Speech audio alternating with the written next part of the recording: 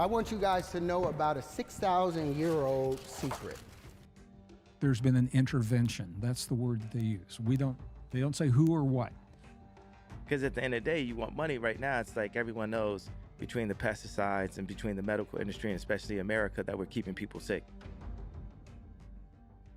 6,000 years, mankind has been trying to decipher this one little thing called the flower of life.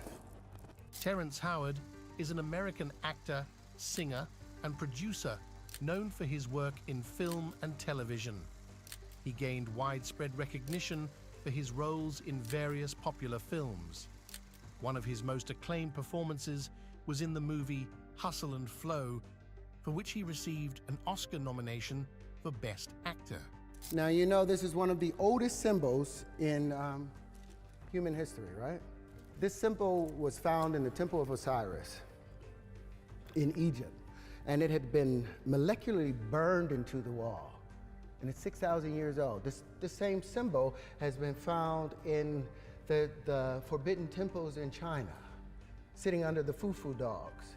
And the foot on it, the flower of life, saying whoever controlled that flower of life controlled the universe. In terms of science, Howard has shown an interest in subjects like physics and cosmology. He has discussed his personal theories about the universe and time shaping his worldview. Regarding mathematics, Howard has expressed fascination with the subject, acknowledging its importance in understanding the universe.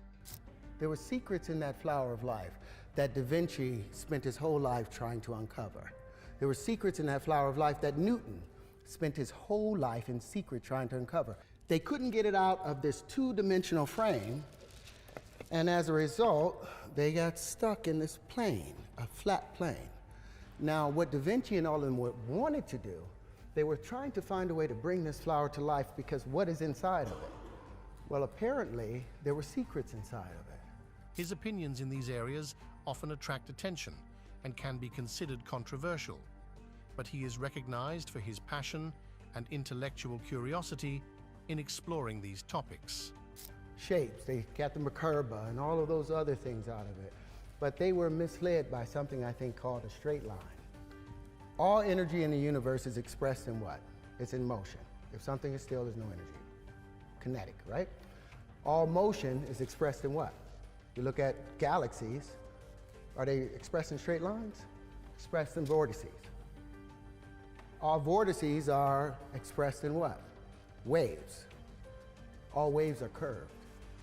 Show me a straight line in nature. You show me where the platonic solids come from.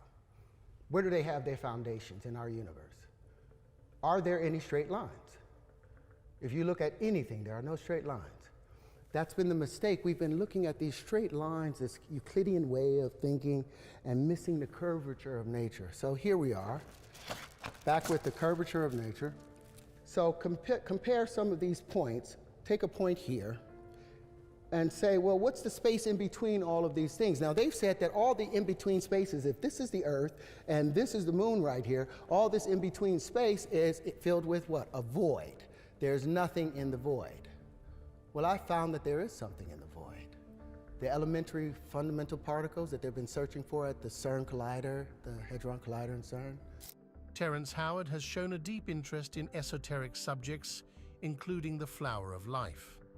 This ancient geometric pattern, consisting of multiple evenly spaced, overlapping circles, has intrigued many with its supposed mystical properties and significance across various cultures. To him, each circle within the flower of life symbolizes a different aspect of creation, and the overlapping circles demonstrate how everything is interconnected. All of these things, it's time for that to be changed now.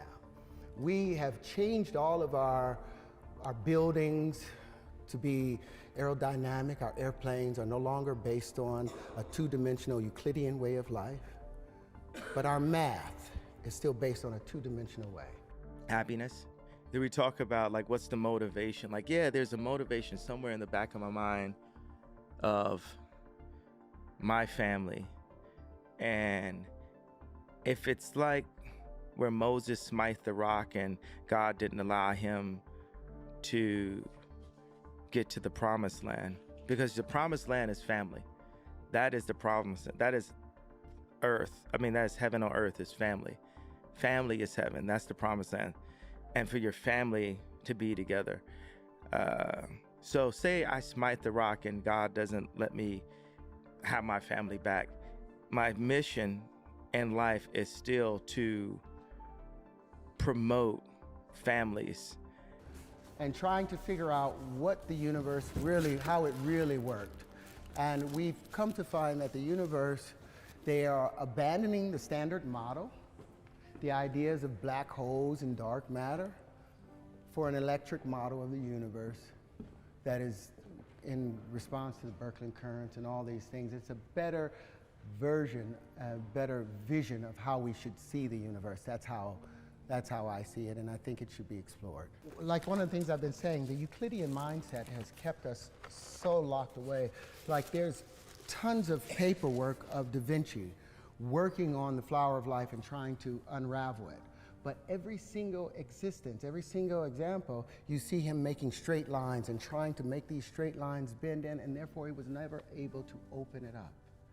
Because the universe is curved, all space is curved. And as a result, what I was doing in trying to find these straight lines, I abandoned the idea of the straight line.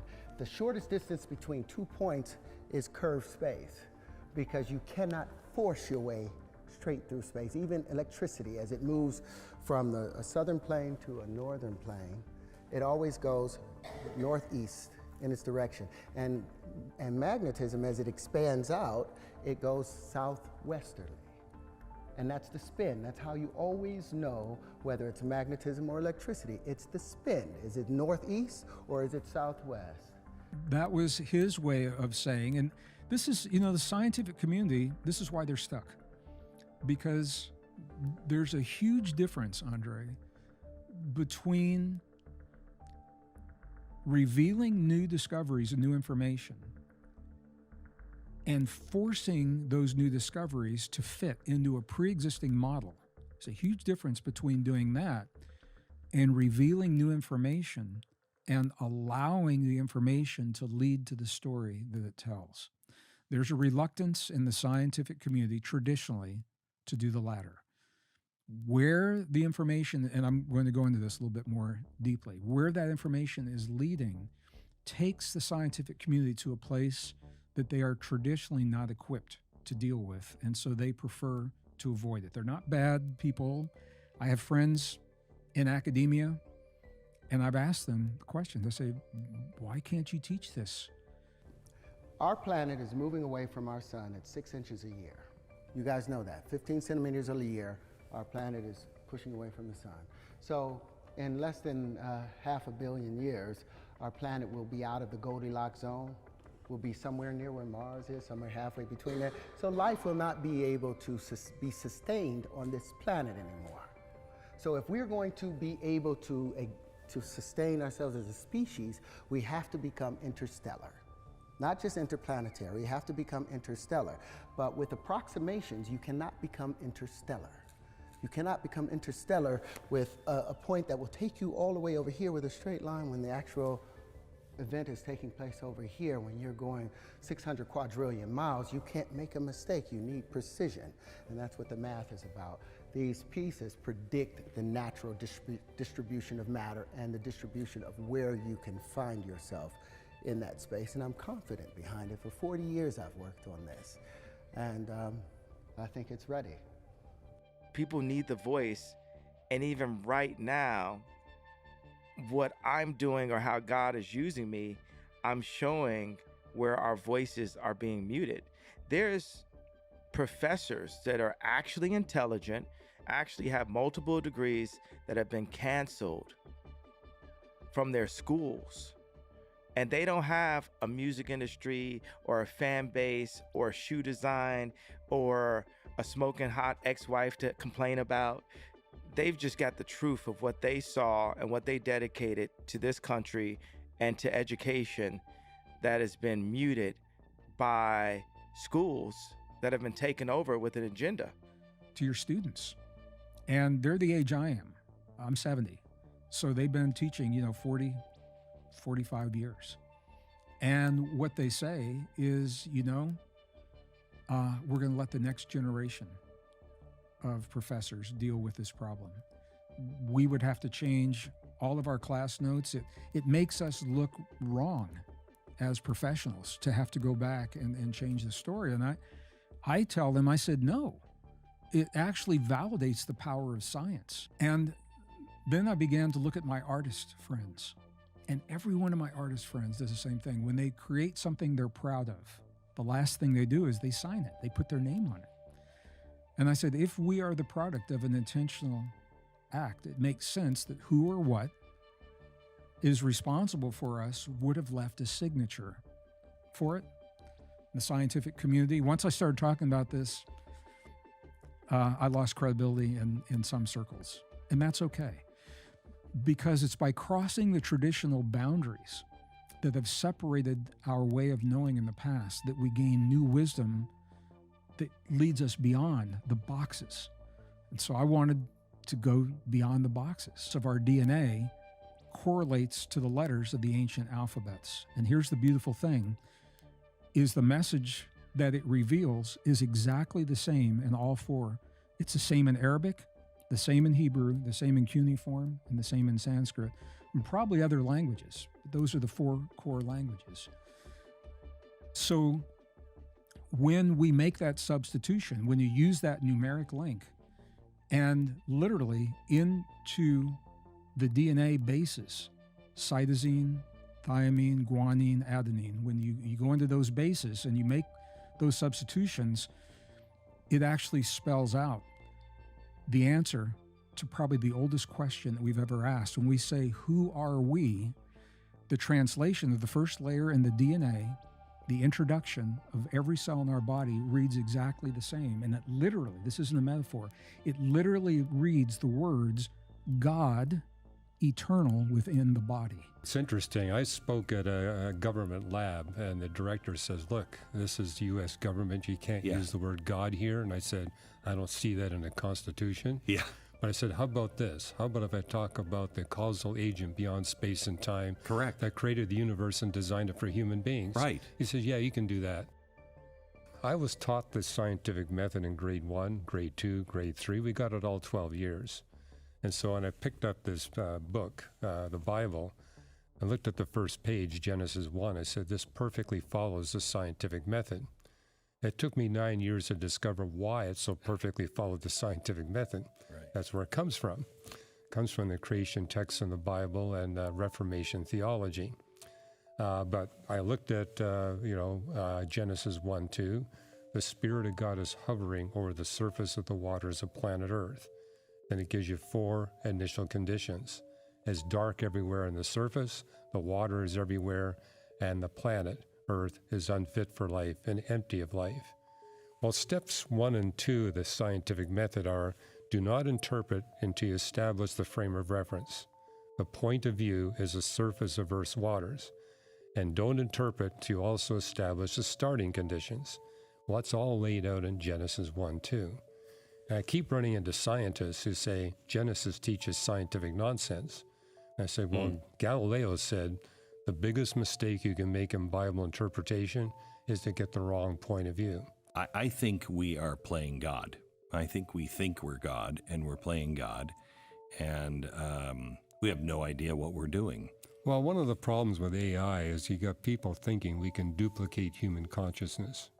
That's because they think human consciousness is purely physical.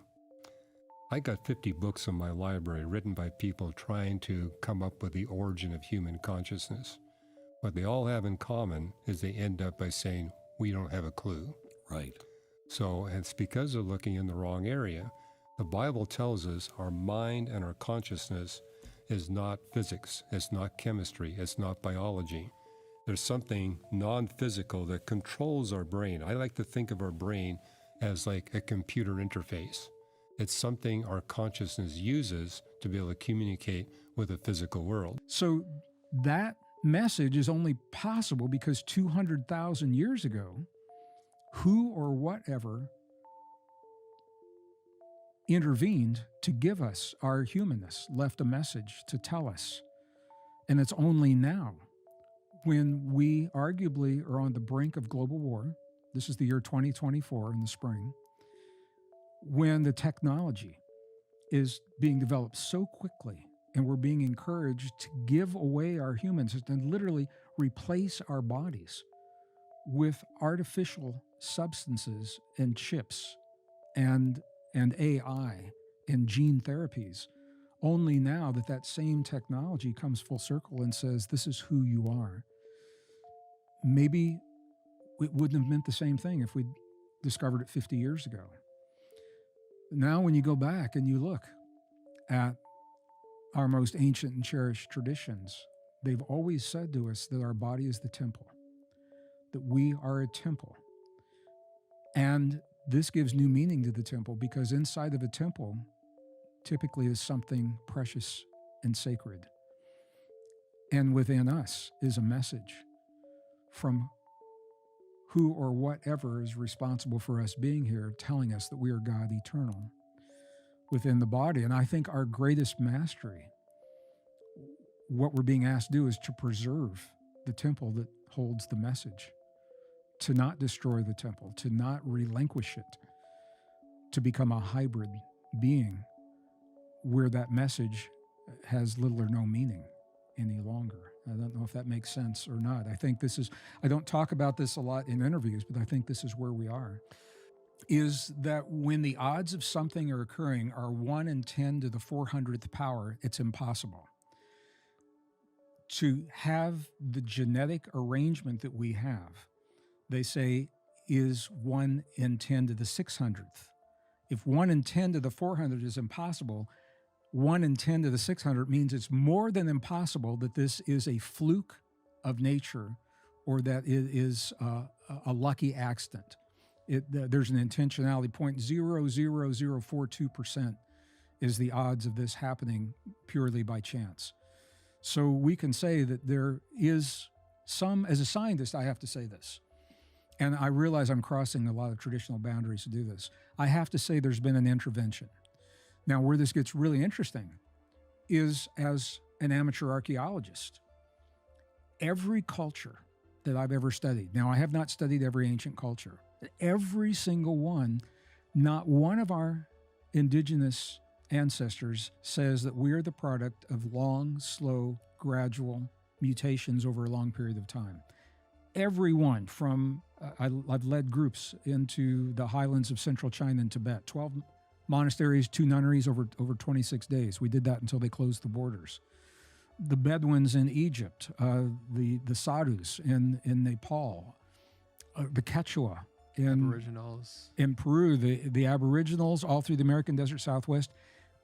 Everyone has a creation story that says we are the product of an intervention, that we are much more. We're not what we've been told.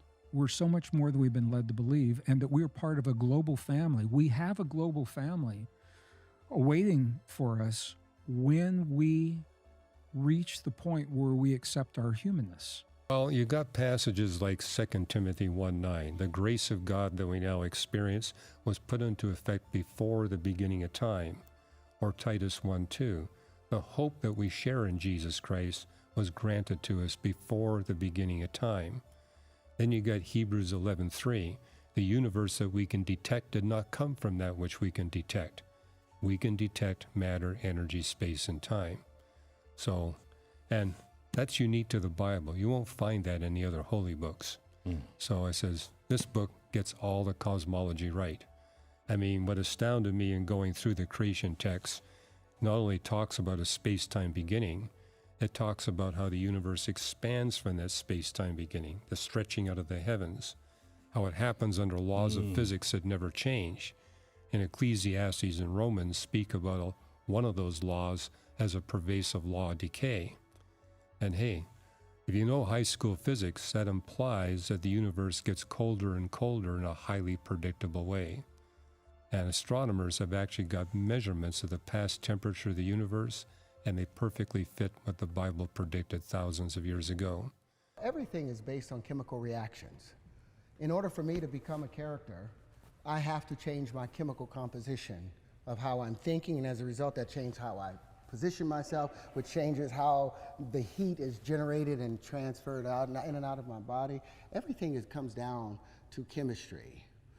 So acting in physics, in physics, when two things are drawn to each other, it's because they are of similar charge.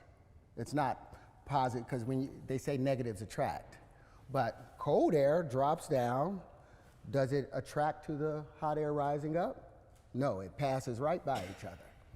Because opposites don't attract, it's positives that attract to each other. Two positives drawn to each other, two negatives discharge each other. So it's all about physics to me. It's all about chemistry, and it's how the physics, how another actor is relating to me. A slight change in his body language changes my tone. It's all physics. You got to remember, we've been here since the very beginning. There is no good or bad. It's just your perspective that you're sitting from. Is it beneficial for everyone around, or is it not? There's something that has to build up, and there's something that needs to tear it down. What we call the tearing of it down, we call it evil or bad, but that's the process of magnetism or radiation. Radiation tears apart that which was concentrically brought together through electric potential and electric force. Electricity is always seeking a higher pressure condition, trying to get to the center of the apex, whereas magnetism is spinning southwesterly, trying to get out. But the magnetism is necessary, because unless it broke apart that which was collected together, you would never have any new material to rebuild again. And that's the breathing in and the breathing out of universal purpose. Now, so at the end of the day, since the Creator made all things, and everything came from the Creator, there is nothing that is bad except how you are perceiving it, and whether it's beneficial to everyone around you, because something needs to tear things apart. And if you want to be on the building side of it, then you have a sustainable relationship with the universe, because the universe loves to rebuild, but it also needs to tear apart at the same time. Believe in evolution. Everything in our world decays. Yes. It becomes more chaotic. Right. Nothing in our world starts as chaos and ends up like this. There's no example, is there? Well, my colleague Fazal Rana, who's our staff biochemist, and I, we regularly attend Origin of Life research conferences. And it's interesting. Each successive meeting is more depressing than the previous meeting, because they keep running into these intractable roadblocks. However, I think what motivates them, they do these experiments in the lab and say, hey, we're able to put some amino acids together and get a short sequence of amino acids. Maybe we're on the way to making a real protein, or they're able to come up with some way to make RNA. The problem is it takes a highly skilled team of biochemists, well-funded, with real technical equipment, where they make sure we're going to ensure that there is no contaminant chemicals that would degrade the reaction. So they're using pure samples. And there's one... that would imply that there's a creator. It implies you need something smarter, yes, more intelligent, more knowledgeable, and better funded than those biochemists to do it in the first place. But they think they're making progress. And I say, yes, what you're doing in the lab is remarkable. But notice, it's only the baby steps. You can't solve the fundamental problems, like how do you get all the amino acids left-handed? How do you get all the ribose sugars right-handed? That's an easy thing, that there is no naturalistic process that does that. And if you go to these conferences, they admit that their naturalistic explanations don't work. None of them work. Well, that would imply that there's someone, again, more intelligent than us that did it in the first place. Yeah. As I state these things, I know I have protection. If I have God's protection, that's why I'm here to this date, right? So what I'm saying, and what I tried to tell you guys earlier, this is not your first time, it's not your first rodeo, and it won't be your last rodeo. Don't panic in this life. You can there's no sense of death. Everything goes to sleep and it wakes back up again. refolds and unfolds, refolds and unfolds. And if you're wise, if you're careful, because you can remember conscious moments in your life, can't you? You can remember moments when you're like, wait a minute, I'm in a bigger space than just this little body right here. You become fully aware of everything around you. And if you quiet yourself, you can think about those things. Well, apparently I did that at the last passage, because when I came into this life, I woke up, remember, don't forget, don't forget, don't forget, don't forget, don't forget. And the first thing I did was worked out the flower of life. When I was 6 years old, I started making these pieces. What Da Vinci tried to do at 80, I did at 6 years old because I had been working on it perhaps from a past life. Now, I'm not trying to say I'm crazy or there's reincarnation or anything, but we know that energy does not die. Energy just reboots itself and reboots itself. So we are eternal. So stop panicking, thinking your life is over. You've done this trillions of times. You'll get good at it and we'll be perfect one time if we get conscious. I believe that my calling is to be the leader of the free world. I completely stopped rapping because I didn't know how to rap. Everything that I'm doing is for the sake of the human race. We are in war. I think it's crazy. Music, like at this point, it loses me money. I'm like a human version of Instagram. In a world in constant search for leaders who inspire and transform, the voice of a controversial figure emerges with a vision that defies the boundaries of the conventional. Kanye West, now known as Ye, shares his belief that his calling transcends traditional expectations, positioning himself not just as an artist, but as a potential leader of global freedom. This documentary delves into the depths of his visionary mind, exploring the ideas and aspirations of a man who sees beyond the horizon of our time. There couldn't be a better time to put a visionary in the captain's chair. And that's not to say we haven't had visionaries before. I'm not coming here to down any of the other, I'm not here to down Trump, down Biden. I'm just here to express why God has called me to take this position. We're all different from each other. By declaring his willingness to take on the role of governor if it is divine will, Ye not only sets forth his political ambitions, but also invites us to question, what does it mean to be a leader in the free world today? His journey suggests a quest for innovation and change, not just in music, but in the very fabric of our society. I see things.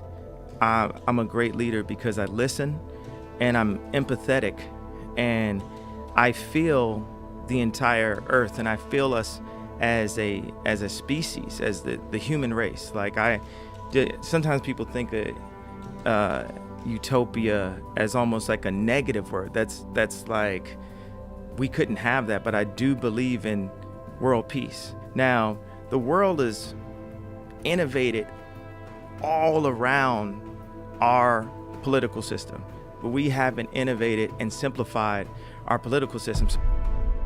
Ye speaks of a ripe time for visionaries to take the helm, highlighting the need for leadership that listens, empathizes, and feels humanity as a whole. This utopian vision of the world, where peace and innovation walk hand in hand, resonates with the idea that it's possible to rethink and reshape existing structures for a better future. I'm not in war with the music industry. It's just, it's time for us to innovate. And we need to have contracts that make sense with exactly how we sell music. Music, like at this point, it loses me money. It doesn't make me money. It is my $5 billion net worth and $300 million of cash that I see a year. Music is like negative $4 million for me. And there's a complete parallel to the way the music industry works and the way the world currently works and the influence that America has on other countries. While Ye reflects on the music industry and his own financial journey, he draws a parallel to the dynamics of global power, questioning the distribution of wealth and the effectiveness of our political systems. His critique aims not just to expose flaws, but also to inspire a reflection on how we can innovate for a fairer world. So if money is the key to all people's happiness and will solve everything and everyone's doing things for money, let's just make more money. But it's not about making more money. It's about keeping poor people poor and rich people rich, and keeping people in their place. Like, where is the money going? Why aren't things being built? Like, how much is America in debt? And they were like, this many trillion. How much does the earth cost? But How much is the earth worth? The divine calling Yi feels to serve a greater purpose through his art and influence is a powerful reminder that true leadership comes with the responsibility to be the change we wish to see. I have my issues with Jesus. There's a lot of stuff I went through that I prayed and I didn't see Jesus show up. So I had to put my experience in this world, my experience with my children, my experience with other people, my experience with my account, my experience with my brand, and my experience with the level of music that I was dealing with in my own hands. Like a lot of times I just feel like in our society in America, you know, people, Christians, we're depend on Jesus so much that we won't put the word in ourselves. And the main thing that really that I don't rock with is like, it's just always like, I'm gonna pray for you. And it's just like, you can actually physically do something yourself too, more than just pray. And we're so in this mentality that's all that needs to happen. Yeah, God knocked me off my horse. God like literally called me and said, okay, now I need you. I need you right now. I mean, not that God needs me. We need God, but he called me to serve him. And I was tired of serving the music industry. I am fighting a battle in the spiritual form. And anyone that believes in God and is looking at this interview would agree with that. And I just so happen to be a bright part of God's army. I'm fighting for us to live. The greatest gift is life itself. People need the voice. And even right now, what I'm doing or how God is using me, I'm showing where our voices are being muted. This is where, you know, in my weakness, God becomes strong. I have to be the higher me when people are downing me. It's not like me fighting fire with fire and me attacking, or as you say, like, you know, stooping to that level. It's like the devil will use you against you. You become your own worst enemy. So as I go through these different levels, there's times where I would use confidence when I knew what I was doing, and I would use arrogance when I didn't know what I was doing. But I'd rather use arrogance than to let someone diminish my idea of myself, because that is what keeps us going. Hope actually keeps us alive. Anybody you ask, most people, it's like, do you want tomorrow to come? And they say yes. They have hope for it. But I went from having confidence and arrogance to having faith. And faith is the opposite of fear. And that created this fearless approach that I have. And that's what has made me the fearless leader that I am. I'm like a human version of Instagram. When you look at Instagram, you're looking like 100 images a day. Well, I've got millions of images in my mind, and the majority of them haven't been realized yet. You know, there's some images that are from my memory, but I got this the future that's in my mind that has to be brought. So like, there's only a billion people on the internet. You never think about that. There's 7 to 8 billion people on Earth, but then there's only a billion people that are influenced and that are on the internet. We feel like the internet is everything. It's only like 15%, 18% of human beings. But in order to make, for our civilization, for us to survive, we have to make more human beings. We have family. We have to have food. We have to have shelter. That we don't have to have the internet. It's only 30% of our communication is verbal. That's why the mask just really throw me off, because I can't tell what someone is thinking and feeling, because a lot of times, half the time, people don't say what they're thinking and feeling, and I have to decode. But with the mask, I can only, hear what they're saying. That's the problem with social media too, right? Yes, things in black and white, and things being taken out of context. No one is looking to change the problem that led so many people to that same level of frustration. And I just so happen to be the one that's not going to back up on it until this changes. But it's important that those with the knowledge teach the baby how to find the water themselves. And the business people that I've been dealing with have been keeping the baby sick by not sharing the information and the knowledge within inside of those contracts. My people are sick. I think we should figure out a way to absolve student debt. I think we should figure out a way to make education, at the very least, far less expensive than it is now. This is a big issue for people. Absolutely. I'm completely confident that I will figure out how to get America out of debt. That I have the ability. Once I see everything, I never make the wrong decision when I'm given all the information. That's my skill set. Anything I go into, producing, rap, homes, clothing, anything. Once I'm given the right information, I apply my taste. There's things in capitalism, there's things in technology. Well, technology and original human species can exist in a peaceful way, as long as the people that know how to make robots aren't using their robots to control the humans. And I feel what people are going through. I think that there is it's not just how we treat people. There's preventative measures that can help us from getting sick. Our diet, our locations, our jobs. There's a lot of that affects us and puts us in those situations. Our transportation, as you go into like autonomous vehicles and tram systems, like just kind of, trains that are like floating malls or floating Starbucks or something, like moving, like designing our world to be the world of the future will help us with health. That's the preventative measures. And then as far as being more inventive in the way we connect holistic medicine with modern medicine. I believe in both medicines. I believe in God. I believe in God and nature. I believe in science and physics. We are sick. We are sick. Culture, sex culture, capitalism. We are sick. We as a people, not just the American society, the world, we are sick.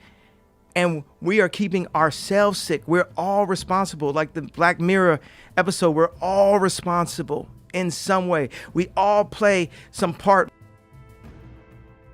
We all play a part of it, and we're all sick in some way. And the world has been designed to keep us sick.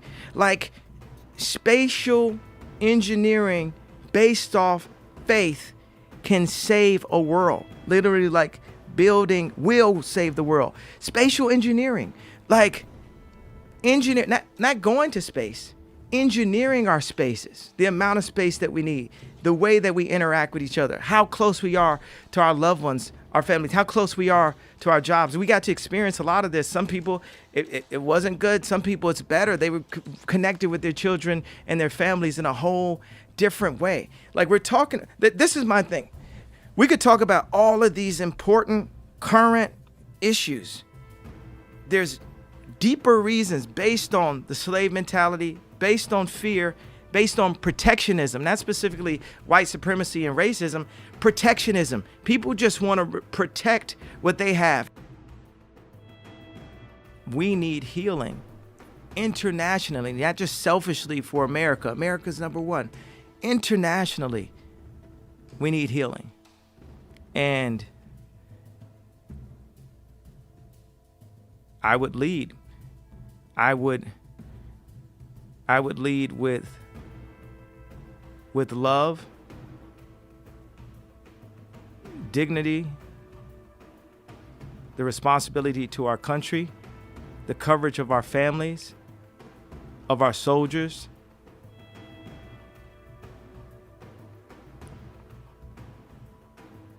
And in full service to God and to the American people.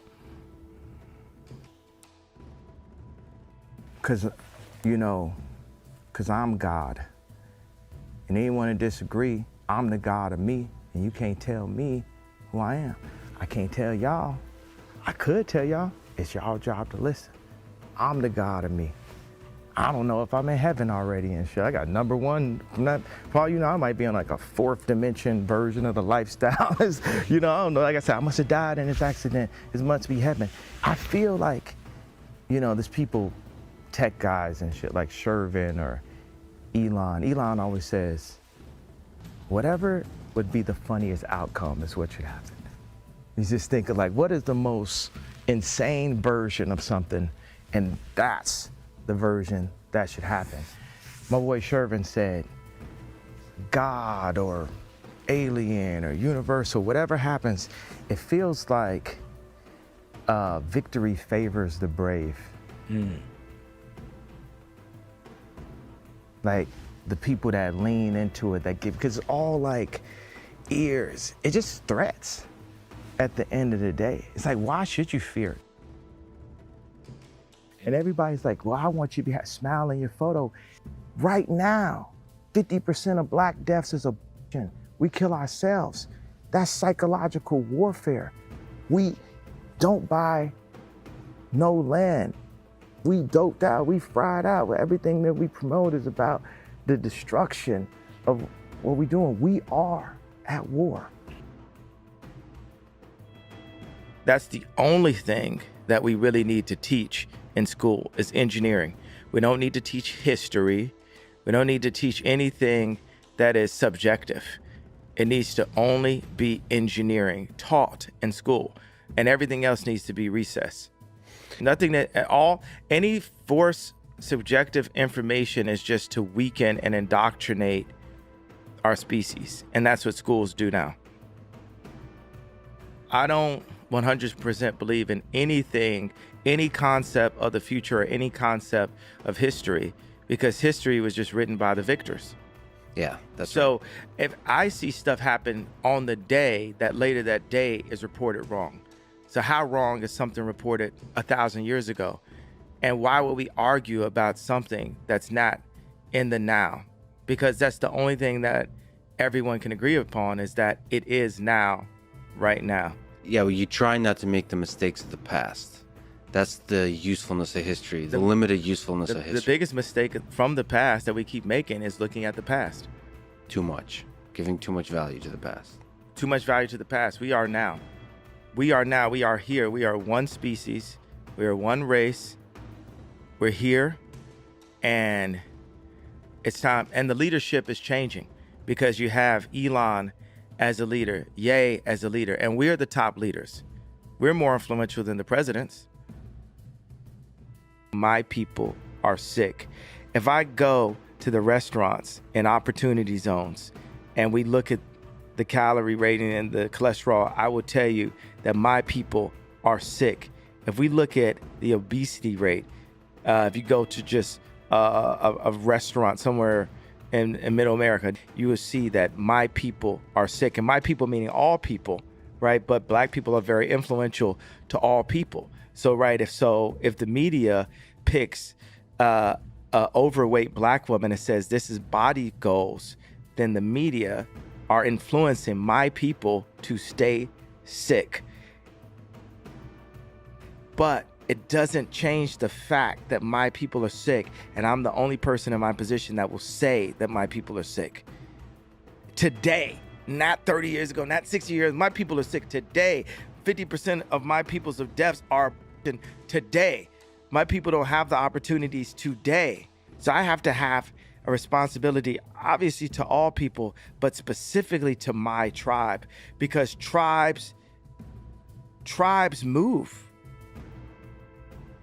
And I feel like you got pain you're working through. Do you think I would trust anybody at this point in my life? You're not broken by any of this. You're under a lot of attack by a lot of people. You have a vision and you're trying to feel your way through it, and you might get destroyed for it. That's the human, that's the risk you take. We ain't praying our way out of prison. We ain't praying our way out of the abortion clinics. We ain't praying our way to get our land back that was always ours after gentrification, after the Harlem Renaissance and Black Wall Street was burned to the ground. Them prayers ain't working. We have to apply actual physical building partnerships, and it don't start unless we could really be real with each other and say, this is what I did, this is what I did.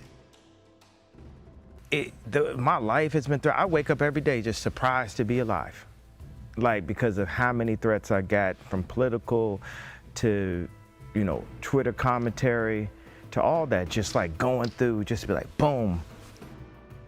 What's the difference between permanent and temporary?